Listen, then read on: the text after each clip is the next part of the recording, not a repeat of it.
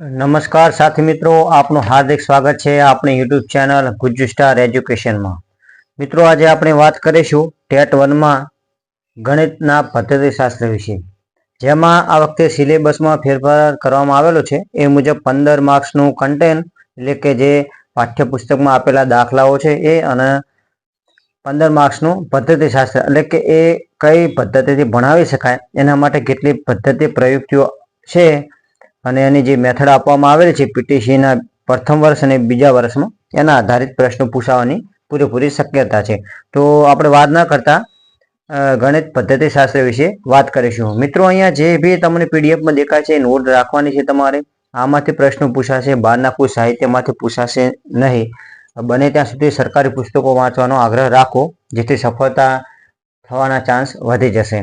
તો વાત કરીએ તો ગણિત પદ્ધતિશાસ્ત્રમાં થોડીક રૂપરેખા જોઈ લે, જેમાં પાટણની વાવ, અડાલજની વાવ, મંદિર, મસ્જિદ, ચર્ચ, ગુરુદ્વારા, દેરાસરી, અગિયારી, સિદ્ધિ સૈયદની જાળી, તાજમહેલ, કુતુબ મિનાર વગેરેના નિર્માણમાં ગણિતનો અનેક ફાળો રહેલો છે।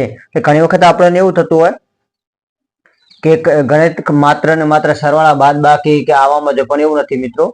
ગાણિતિક પદ્ધતિઓ ઘણી બધી જગ્યાએ ઉપયોગ થતી હોય છે, જેમાં મંદિરો બનાવવામાં આવે, સ્પેસિફિક માપ લેવામાં આવે છે, વાવોમાં સ્પેસિફિક માપ લેવામાં આવે છે।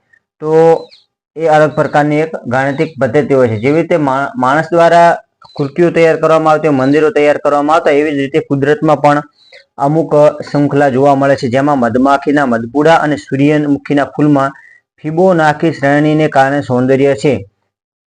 કદાચ પૂછાઈ શકે કે મધમાખીના મધપૂડા અને સૂર્યમુખીમાં કેવા પ્રકારની શ્રેણી છે? તો ફિબોનાકી શ્રેણીના કારણેનું સૌંદર્ય છે। તો ગણિત વિષય દ્વારા વિકાસ પામતા ગુણ, શક્તિ અને કૌશલ્ય છે। એમાં ગણિત વિશે ભણીએ તો બાળકોમાં કયા પ્રકારના ગુણો વિકસે, કયા કૌશલ્ય વિકસે, એ બધાની વાત કરીએ તો ગુણમાં ચોકસાઈ આવે, એનામાં બાળકોમાં એકાગ્રતા આવે, પ્રત્યાયન આવે અને ધીરજ આવે। શક્તિઓમાં નિર્ણય શક્તિ, તર્ક શક્તિ અને અવલોકન કરવાની શક્તિ એનામાં વિકસે છે। કૌશલ્યમાં ગણન, માપન, અંદાજ કાઢવો, સમસ્યાનો ઉકેલ મેળવો, આવા એના કૌશલ્યનો વિકાસ થાય છે। તો મિત્રો, ગાણિતિક જ્ઞાનના સ્વરૂપો સંકલ્પનો અને કાર્યપ્રણાલીગત જ્ઞાન છે, જેમાં સંકલ્પનાની વ્યાખ્યા જોઈએ તો કોઈ પણ પદાર્થ કે ઘટના વિશેની સંકલ્પના એટલે તે પદાર્થ કે ઘટનાના ચોક્કસ રીતે જોડાયેલા વિશિષ્ટ લાક્ષણિક કે અનિવાર્ય ગુણધર્મનો સમૂહ। કદાચ વ્યાખ્યા પૂછાઈ શકે સંકલ્પના એટલે શું, અથવા તો કોઈ પણ એવો આવી વ્યાખ્યા મૂકી દે કે કોઈ પણ પદાર્થ કે ઘટના વિશેની સંકલ્પના એટલે કે કોઈ પણ પદાર્થ કે ઘટનાને ચોક્કસ રીતે જોડાયેલા વિશિષ્ટ લાક્ષણિક કે અનિવાર્ય ગુણધર્મોને શું કહે છે? તો ઓપ્શનમાં સંકલ્પના આપેલું હોય, અવલોકન આપેલું હોય, આવું બધું આપેલું હોય તો મિત્રો સંકલ્પના જવાબ લખવાનો થશે। કોઈ પણ પ્રકારની સંકલ્પના ઉદાહરણ પદાર્થો કે ઘટનાઓના બે પ્રકારના લક્ષણો હોય છે, એક અનિવાર્ય લક્ષણ કે વિશિષ્ટ લક્ષણો, અને બીજું ચલ અથવા તો બદલાતા લક્ષણો। તો મિત્રો, ત્રિકોણની સંકલ્પના માટે 3 શરતો અનિવાર્ય છે। મિત્રો, આ પ્રશ્ન પૂછાઈ શકે એવો છે, તમારે ધ્યાન આપવાનું છે કે ત્રિકોણની સંકલ્પના માટે કઈ શરતો અનિવાર્ય છે। તો એમાં ફરજિયાત 3 રેખાખંડ હોવા જોઈએ, બંધ આકૃતિ હોવી જોઈએ, અને રેખાખંડના અંત્યન બિંદુ સિવાય કોઈ બિંદુ છેદતા ના હોવા જોઈએ। એટલે તમે જોઈશો કે ત્રિકોણની બંધ આકૃતિ છે, એટલે બંધ આકૃતિ જ્યારે બી હોય ત્યારે એના અલ્પ બિંદુઓ બને ત્યાં સુધી કોઈને છેદતા નથી, અને એ છેદતા ન હોવા જોઈએ। આ 3 શરતો છે, પ્રશ્ન પૂછાઈ શકે તેવો છે, નોંધ રાખવી ખાસ। ત્યારબાદ વાત કરીએ તો અધ્યયતાઓમાં ગાણિતિક સંકલ્પનાનો વિકાસ કરવા માટે નીચે મુજબના પગથિયા અનુસરવા અને સંકલ્પના વિકસાવવા માટે કયા પગથિયા અનુસરવા જોઈએ, આવો પ્રશ્ન પૂછાઈ શકે। તો તમારે ટૂંકમાં યાદ રાખવાનું છે, અધ્યયતાને તત્પર કરવા, એનો સચોટ અર્થ આપવો, અનુરૂપ અનુભવો આપવા, સમજ ચકાસવી અને ઉપયોજન કરવાની તક પૂરી પાડવી। ત્યારબાદ વાત કરવામાં આવે તો વિદ્યાર્થી કેન્દ્રીય અભિગમની હિમાયતી કોને કોને કરી છે? આ પ્રશ્ન ઘણીવાર પૂછાતો હોય છે મિત્રો, જેમાં વિદ્યાર્થી કેન્દ્રીય અભિગમની વાત કરવામાં આવે તો પેસ્ટોલોજી, મોન્ટેસરી, ફોબેલ અને ગાંધીજી આ વિદ્યાર્થીલક્ષી અભિગમના હિમાયતી હતા। અને અધ્યાપન પદ્ધતિ એટલે વર્ગખંડમાં વિષય વસ્તુની અસરકારક રીતે રજૂ કરવાની પ્રક્રિયા। ઘણીવાર આ પ્રશ્ન પૂછાતો હોય છે। ત્યારબાદ ગણિત શિક્ષણની પદ્ધતિઓની વાત કરવામાં આવે તો મિત્રો ખાસ આ પૂછાયો છે, ઘણીવાર પૂછાતા હોય છે। આગમન પદ્ધતિની વાત કરીએ તો એમાં ઉદાહરણો પરથી સામાન્ય નિયમની તારવણી કરવામાં આવે છે, એટલે કે પહેલા ઉદાહરણો અને પછી એના ઉપરથી એક વિશિષ્ટ પ્રકારનો સમાનતા જે પ્રકારની જોવા મળે એનો એક નિયમ બનાવવામાં આવે છે। જે પદ્ધતિમાં વિશેષ પ્રતિ સામાન્ય તરફ અથવા મૂર્ત ઉદાહરણો પ્રતિ અમૂર્ત ઉદાહરણો નિયમ સાબિત કરવામાં આવે તેને આગમન પદ્ધતિ કહે છે. ઘણીવાર પૂછાય કે આગમન પદ્ધતિની પૂરક પદ્ધતિ કઈ? તો મૂર્ત પરથી અમૃત તરફ જવું એમ. તો આગમન પદ્ધતિના સોપાનો જોઈએ તો માહિતી, ઉદાહરણ કે પ્રશ્નોની કોષ્ટક કે અન્યની રજૂઆત અને માહિતીનું વિદ્યાર્થી દ્વારા અવલોકન. તો માહિતીમાંથી સામાન્ય ઘટકો અને અલગ તારવામાં આવે છે. અલગ તારવેલા ઘટકોના આધારે એક સામાન્યકરણ એટલે કે નિયમ બનાવવામાં આવે છે અને નિયમની પુનઃ ચકાસણી કરવામાં આવે છે. ત્યારબાદ એને ફાઇનલ કરવામાં આવે છે. તો નિગમન પદ્ધતિની વાત કરવામાં આવે તો આગમન પદ્ધતિ કરતા ઉલટું છે. સામાન્ય પરથી વિશિષ્ટ તરફ જવાનું છે એટલે કે પહેલા નિયમ હોય અને પછી ઉદાહરણ આપવાનું. સામાન્ય પરથી વિશિષ્ટ તરફ જવાની પદ્ધતિ એટલે નિગમન. અમૂર્તથી તરફથી મૂર્ત તરફ. આ મિત્રો ખાસ યાદ રાખવાની જરૂર છે. ઓલામાં મૂર્તથી અમૃત હતું, આમાં અમૃતથી મૂર્ત તરફ જવાનું છે. તો નિગમન પદ્ધતિના સોપાનો જુઓ તો વિદ્યાર્થી સમક્ષ સૂત્ર કે નિયમ સિદ્ધાંતની રજૂઆત કરવાની, એમાં વપરાયેલી સંજ્ઞાઓ સંકેતોની સમજૂતી આપવાની અને સંકેતોની કિંમત આપેલી પરિસ્થિતિમાંથી અલગ તારવી. ત્યારબાદ સૂત્રોમાં જરૂરી કિંમતો મૂકવી અને અંતિમ પરિણામ મેળવવું. ત્યારબાદની વાત કરવામાં આવે તો પૃથ્થકરણ પદ્ધતિની વાત કરવામાં આવે તો all the highest intelligent performance of mind analysis એટલે કે થોર્નડાઈ કે આરી આપેલી છે. અજ્ઞાત તરફથી જ્ઞાત તરફ જવું. પૃથ્થકરણ પદ્ધતિમાં ખાસ યાદ રાખવો છે, અજ્ઞાત તરફથી જ્ઞાત તરફ જવા છે. કોઈ પણ પ્રશ્નની અંદર છુપાયેલા રહસ્યોનું અનાવરણ કરવાની પદ્ધતિ છે. તો ઘણી વખત મિત્રો પ્રશ્ન પૂછાઈ શકતો હોય કે અજ્ઞાત તરફથી જ્ઞાત તરફ જવા માટે કઈ પદ્ધતિનો ઉપયોગ થાય છે? તો પૃથ્થકરણ પદ્ધતિનો ઉપયોગ થાય છે. ત્યારબાદ સંયોગીકરણ પદ્ધતિ છે, જેમાં પૃથ્થકરણની પૂરક પદ્ધતિ છે. ઘણીવાર પ્રશ્ન પૂછાય કે પૃથ્થકરણની પૂરક પદ્ધતિ કઈ છે? તો સંયોગીકરણ પદ્ધતિ આવે. એમાં જ્ઞાત પરથી અજ્ઞાત જવાનું છે. આમાં ઊંધું છે. તાર્કિક રીતે સરળતાથી પહોંચવું એટલે કે સંયોગીકરણ. ઉદાહરણ તરીકે એક બોક્સમાં 18 નંગ કેરી હોય તેવા 40 બોક્સ લાવવામાં આવે તો બંધ બોક્સમાં કેટલી નંગ કેરી આવે? એનું એક ઉદાહરણ છે. ત્યારબાદ નિદર્શન પદ્ધતિની વાત કરવામાં આવે તો માત્ર ને માત્ર શિક્ષક કેન્દ્રીય પદ્ધતિ છે. ધોરણ 1 થી પહોંચતા મોટા ભાગના એકમ શીખવા માટે આ પદ્ધતિ વાપરવામાં આવે છે, કારણ કે બાળકો પરિપક્વ ન હોવાથી માત્ર શિક્ષકે પોતાનું નોલેજ આપવાનું હોય છે અને વિદ્યાર્થીઓ માત્ર સાંભળતા જોવા મળે છે. જેમાં ઉદાહરણ તરીકે જોઈએ તો કેલેન્ડરનું નિદર્શન દ્વારા કેલેન્ડરનું વાંચન કરાવી શકાય. ત્યારબાદ પ્રયોગ પદ્ધતિની વાત કરવામાં આવે તો પ્રયોગ ગણિત અમૂર્ત વિષય છે. એમાં ગણિતમાં પ્રયોગ દ્વારા વિદ્યાર્થીઓને ગાણિતિક હકીકતો, નિયમો અને જરૂરી સૂત્રો તારવી શકાય છે. ઉદાહરણ તરીકે નળાકારની વક્ર સપાટીનું ક્ષેત્રફળ. પ્રકલ્પ પદ્ધતિની વાત કરવામાં આવે તો કોયડા ઉકેલની સહજ પ્રવૃત્તિ. સ્ટીવન્સ કુદરતી પર્યાવરણમાં પાર પાડવામાં આવતા સમસ્યાત્મક કાર્ય તરીકે ઓળખાય છે. મિત્રો આ પ્રકલ્પ પદ્ધતિ પૂછાઈ શકાય એવું છે. એ કોયડા ઉકેલ માટે સ્પેશિયલ છે.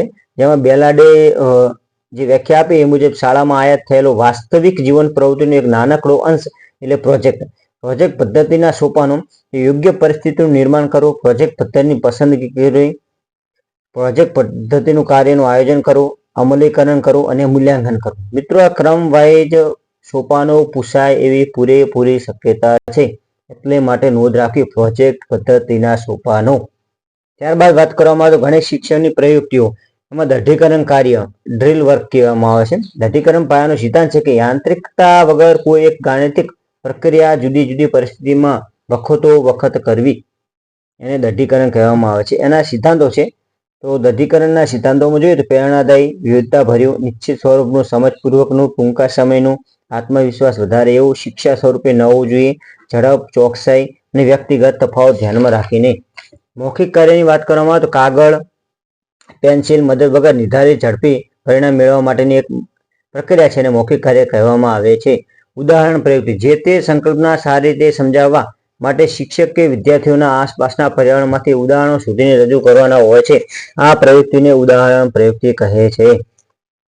એટલે કે મિત્રો સંકલ્પના સારી રીતે સમજાવવા માટે શિક્ષકે વિદ્યાર્થીઓના આસપાસ પર્યાવરણમાંથી ઉદાહરણો શોધીને રજૂ કરવાના હોય છે અને આ પ્રયુક્તિ ઉદાહરણ પ્રયુક્તિ કહે છે.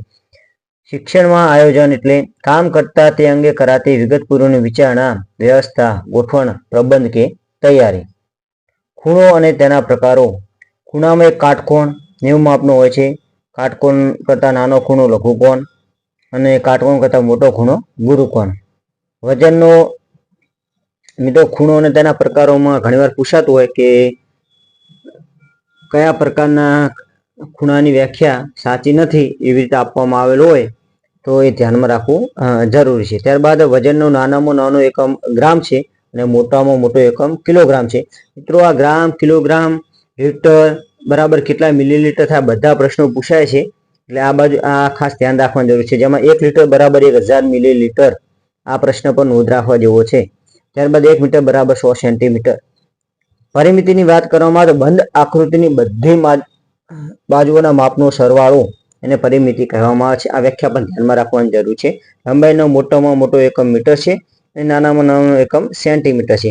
ક્ષેત્રફળની વાત કરવામાં આવે તો આકૃતિએ સમતલમાં રોકેલી જગ્યાનું માપ, એટલે કે જે આકૃતિ સમતલ જગ્યામાં રોકેલું એનું માપ એને ક્ષેત્રફળ કહેવામાં આવે છે. તેનો એકમ એ ચોરસ સેન્ટીમીટર અને ચોરસ મીટર છે. ગ્રાફ પેપરની મદદથી ચોરસ અને લંબચોરસ આકૃતિનું ક્ષેત્રફળ ગણી શકાય છે. તો મિત્રો આ ધ્યાન રાખવા જેવી બાબત છે. કોની મદદથી ચોરસ, લંબચોરસ આકૃતિનું ક્ષેત્રફળ ગણી શકાય છે? તો ગ્રાફ પેપરની મદદથી. ત્યારબાદની વાત કરવામાં આવે તો અધ્યયન સિદ્ધાંતો, જેમાં જીન પિયાજે સિદ્ધાંતો આપ્યા છે. એમના મતે 2 સ્વરૂપ છે, એક ક્રિયાત્મક જ્ઞાન અને બીજું હકીકતલક્ષી જ્ઞાન. તો મૂર્ત માનસિક ક્રિયાઓનો તબક્કો એ 7 થી 11 વર્ષની ઉંમર હોય એમાં મૂર્ત માનસિક ક્રિયાઓનો તબક્કો હોય છે, જે ધ્યાન રાખવા જેવી બાબત છે.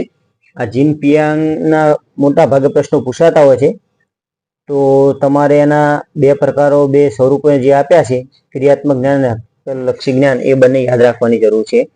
ત્યારબાદ જેરોમ એસ બુનરે એક વ્યાખ્યા આપી છે કે 3 પ્રકારની સામગ્રીનો ઉપયોગ કરવા પર ભાર મૂક્યો છે: મૂર્ત સામગ્રી, અર્ધમૂર્ત સામગ્રી અને અમૂર્ત સામગ્રી. ડેવિડ પોલે 4 પ્રકારનું વર્ગીકરણ કર્યું છે: ગ્રહણશીલ અધ્યાપન, શોધ અધ્યયન, અર્થપૂર્ણ અધ્યયન અને ગોખણિયું અધ્યયન. શિક્ષક રચિત કસોટીના મુખ્ય 2 વિભાગો પડે છે, એક મુક્ત ઉત્તરવાળી કસોટી અને બીજું નિશ્ચિત ઉત્તરવાળી કસોટી, એટલે કે વસ્તુલક્ષી ને અનાત્મકલક્ષી કસોટી. ગાણિતિક તર્ક એ એક પ્રકારની પ્રક્રિયા છે જેમાં સમસ્યાથી ઉકેલ તરફ જવાનું હોય છે. ગાણિતિક તર્ક એક પ્રકારની એવી પ્રક્રિયા જેમાં સમસ્યાથી ઉકેલ તરફ જવાનું છે. તો સમસ્યા, પછી વિચાર, ચિંતન, અનુભવ, અનુમાન, વિકલ્પની પસંદગી, નિર્ણય અને તર્ક. તો આ એક સ્ટેપ પૂછાઈ શકાય એવા છે. સમસ્યા, પછી એનો વિચાર કરવાનો, પછી ચિંતન કરવાનું, પછી અનુભવ લેવાનું, પછી અનુમાન લગાવવાનું, વિકલ્પની પસંદગી કરવાનો, નિર્ણય કરવાનો છે, એટલે તર્ક કાઢવાનો. અને મિત્રો ત્યારબાદ આપણે વાત કરીએ તો 2 સૂત્રો જે અગાઉ પણ ટેટ 1 ની પરીક્ષામાં પૂછાયેલા છે. સાદા વ્યાજનું સૂત્ર I બરાબર PRN ભાગ્યા 100 અને ચક્રવૃદ્ધિ વ્યાજનું સૂત્ર A બરાબર P A વત્તા R ભાગ્યા 100 બ્રેકેટમાં n ની ઘાત. જીએસટી નું પૂર્ણાંક ગુડ્સ એન્ડ સર્વિસ ટેક્સ. આ 3 પ્રશ્નો અગત્યના: સાદા વ્યાજનું સૂત્ર, ચક્રવૃદ્ધિ વ્યાજનું સૂત્ર અને જીએસટી નું પૂર્ણ નામ. કોયડા ઉકેલના સોપાનો ધ્યાનમાં રાખવાના છે.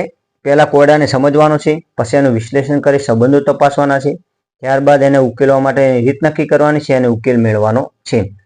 ત્યારબાદ મિત્રો વાત કરીએ તો ફિબોનાકી સંખ્યા 0, 1, 1, 2, 3, 5 અને 8. પાઇનેપલના શંકુની સર્પિલા કરોની સંખ્યામાં અને સૂરજમુખીના બીજમાં ફિબોનાકી સંખ્યાનો પ્રયોગ થતો જોવા મળે છે. તો મિત્રો તમારો પૂછાઈ શકાય એવો પ્રશ્ન છે. કાર્યકારી સંબંધની વાત કરવામાં આવે તો 2 રાશિઓ એકબીજા પર આધારિત સંબંધ છે. સમીકરણ સમતા દર્શાવતા ગાણિતિક વિધાનને સાંકેતિક સ્વરૂપનું સમીકરણ કહે છે. અજ્ઞાત રાશિના નિર્દેશન માટે વપરાતો સંકેત એટલે ચલ. અજ્ઞાત રાશિના નિર્દેશન માટે વપરાતો સંકેત એટલે ચલ. મધ્ય કિંમતની વાત કરવામાં આવે તો કોઈ પણ વર્ગની મધ્યમાં આવતા પ્રાપ્તાંકને મધ્ય કિંમત કહેવામાં આવે છે. ત્યારબાદ વાત કરવામાં આવે સૂત્રમાં વર્ગની નિમ્ન સીમા પ્લસ વર્ગની ઉર્ધ્વ સીમા, બરાબર. ત્યારબાદ મધ્યકની વાત કરવામાં આવે તો સરાસરી પણ કહે છે. મધ્યને મધ્યવર્તી સ્થિતિનું સૌથી પ્રચલિત માપ છે. પ્રાપ્તાંકોના સરવાળોની કુલ સંખ્યા વડે ભાગવાથી જે ભાગ મળે તેને મધ્યક કહેવાય છે. સૂત્ર EX ભાગ્યા n. ત્યારબાદ એનું સૂત્ર આપેલું છે, જેમાં x બરાબર પ્રાપ્તાંક, EX બરાબર પ્રાપ્તાંકોનો સરવાળો અને n બરાબર પ્રાપ્તાંકોની સંખ્યા. મધ્યસ્થની વાત કરવામાં આવે તો મધ્યવર્તી સ્થિતિનું બીજું માપ મધ્યસ્થ છે. સૂત્ર n વત્તા 1 માં પ્રાપ્તાંક અને પ્રાપ્તાંકનો ચડતા ઉતરતા ક્રમમાં ગોઠવણી. તો બહુલકની વાત કરવામાં આવે તો જે શ્રેણીમાં સૌથી વધુ વખત આવતો હોય તેને બહુલક કહે છે, કાચો બહુલક કહે છે. અને સાચો બહુલક શોધવા માટે મધ્યક અને મધ્યસ્થ નામ આપનો ઉપયોગ કરવામાં આવે છે, જેમાં બહુલક બરાબર z બરાબર m બરાબર z વત્તા x. ગુણોત્તર અને પ્રમાણની વાત કરવામાં આવે તો ગુણોત્તર શોધવા હોય તો રાશિઓ એક જ પ્રમાણનો અથવા એક જ એકમમાં હોવી જરૂરી છે. જો આપેલા 2 ગુણોત્તર સમાન હોય તો 4 સંખ્યાઓ પ્રમાણમાં છે એમ કહેવાય છે. સમપ્રમાણની વાત કરવામાં આવે જ્યારે એક રાશિ વધે ત્યારે બીજી રાશિ એટલા પ્રમાણમાં વધે અથવા એક રાશિ ઘટે એટલા જ પ્રમાણે બીજી રાશિ ઘટે ત્યારે સમપ્રમાણ કહેવામાં આવે છે. વ્યસ્ત પ્રમાણમાં એવું છે કે એક ક્રમશઃ વધે બીજી ક્રમશઃ ઘટે અથવા એક ક્રમશઃ ઘટે અને બીજી ક્રમશઃ વધે એને વ્યસ્ત પ્રમાણ કહ્યા છે. પ્રમેયની વાત કરવામાં આવે તો ભૂમિતિમાં શરતી વિધાનો તર્કબદ્ધ દલીલો વડે સાબિત કરવામાં આવે તે વિધાનને પ્રમેય કહે છે. વાન હિલ્સની થિયરી પ્રવૃત્તિ દ્વારા શિક્ષણની હિમાયત કરેલી છે. કોણે કરેલી છે? વાન હિલ્સ એ કરેલ છે. પિયરે વાન હિલ્સ અને નેધરલેન્ડના ગણિતશાસ્ત્રી હતા. પિયરે વાન હિલ્સ કયા દેશના ગણિતશાસ્ત્રી હતા? આ પ્રશ્ન પૂછાઈ શકાયો હતો. નેધરલેન્ડના ગણિતશાસ્ત્રી. ત્યારબાદ એક પરિમાણીયમાં કઈ કઈ બાબતો આવે તો રેખાખંડ, કિરણ અને એક પરિમાણીય છે. દ્વિપરિમાણીય ચોરસ, ત્રિકોણ અને વર્તુળ છે. ત્રિપરિમાણીયમાં સમઘન, લંબઘન, ગોળાકાર અને નળાકાર. તો મિત્રો આ તે પદ્ધતિશાસ્ત્રની મોટા ભાગના પ્રશ્નો આમાંથી આવી ગયા છે. આની બહારના કોઈ પણ મેથડના પ્રશ્નો આવશે નહીં, એટલે કે પદ્ધતિશાસ્ત્રના પ્રશ્નો આવશે નહીં. આના સિવાયના 2 પેજ છે જેમાં આપણે જે પરિકરો છે એને ઉપયોગ કઈ રીતે કરવો એ ભૂતકાળમાં એક પ્રશ્ન પૂછાયેલો ટેટ 1માં. એ હું આપણે ટેલિગ્રામ ગ્રુપ જે છે ટેટ 1ની પ્રિપેરેશન માટેનું એમાં હું મૂકી આપીશ અને એની લિંક છે ડિસ્ક્રિપ્શનમાં મૂકીશું, જ્યાં તમે જે બાકી હોય એ જોડાઈ શકે છે. અને ત્યારબાદ કોને કઈ શોધ કરેલી એ પણ એક છે, એનો એક પેજ મૂકી આપીશ. તો મિત્રો નવો વિડીયો આવે ત્યાં સુધી રજા લઈએ. જય જય ગરવી ગુજરાત. આપ સૌનો આભાર.